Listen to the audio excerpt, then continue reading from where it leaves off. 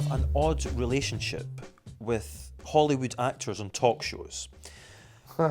Tina Fey likened a picture of you as a youngster to a young Martina Navratilova. Yeah, stand by it. And then there was the MRI. The Mark Ruffalo incident. One of the best moments of my career. When he said your greatest fear was 12-year-old girls. Now, Josh, what are your fear? What are you afraid of? Well, I was going to go with flying, but I think I'll go with... Girls over 12?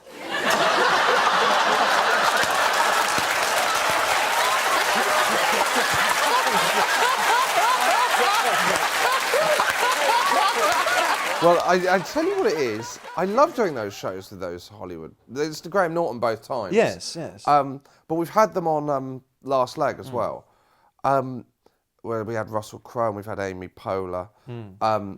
I don't find them that intimidating.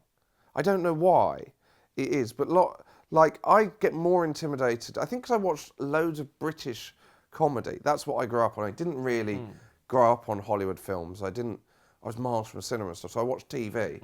So, you know, if I was on TV with... The only time I've really lost my, cool was when I met Steve Coogan at the gym, in fact. Walked past him. And I that's when my voice kind of went, because I was so kind of overawed. Yeah. But I don't get that overawed by Hollywood people, so I think that those incidents have occurred because I've been kind of cheeky, per se. What an awful word, but do you know what I mean? Yeah, yes. So you break that down, and so they've come back, they've felt comfortable to come back at me. And then we've got one more picture of you that's in the thing. Great. Oh. That's good. Oh, like a young Martina Navratilova.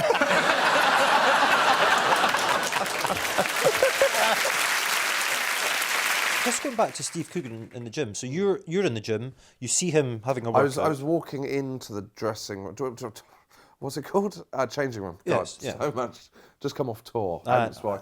Walking into the changing room, and he was walking out of the changing room. We crossed and stopped and talked. He seems a very supportive person to He was other very comedians. nice. Yeah, he was really nice and very positive. And yeah, it was amazing.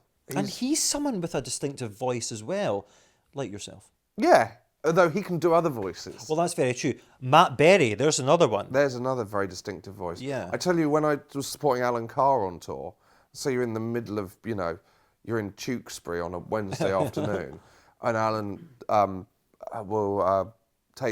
have glasses on and have a hat on when he's out and about. Yeah. But the moment he talks, the moment he orders his latte, the whole room just turns and knows it's him.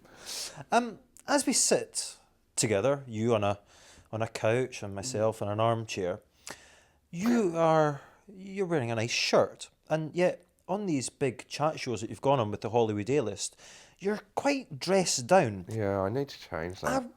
Is clothing something to work on in the future, I wonder? I was voted the second worst dressed man in Britain by GQ. Well, not voted, their panel. Who was the worst? Paul Hollywood. Fair enough, I'd say. In fact, that crown is up for renewal probably this week, next week. So when this goes out, I might have dropped out of the top 10, or I might have Who else was in the top 10, can you remember? Chris Evans. Well, that's, yeah. Yeah. And then a load of people I didn't really know, like Towie people. Right. Yeah. I wouldn't. Yeah. But how do you feel just now in a shirt? Does it work I well? wear a shirt on Graham Norton. I know, but I could see you wearing the trainers and those green and black socks, which I wasn't wearing trainers. It looked like you were wearing like a Vans pump. Was I wearing a Vans pump? I think you... I tell you, the second time I went on Graham Norton, which time was this? I think the first one... Was Tina Fey the first Norton that you did? Second. Okay, so let's go back to Ruffalo then. I think...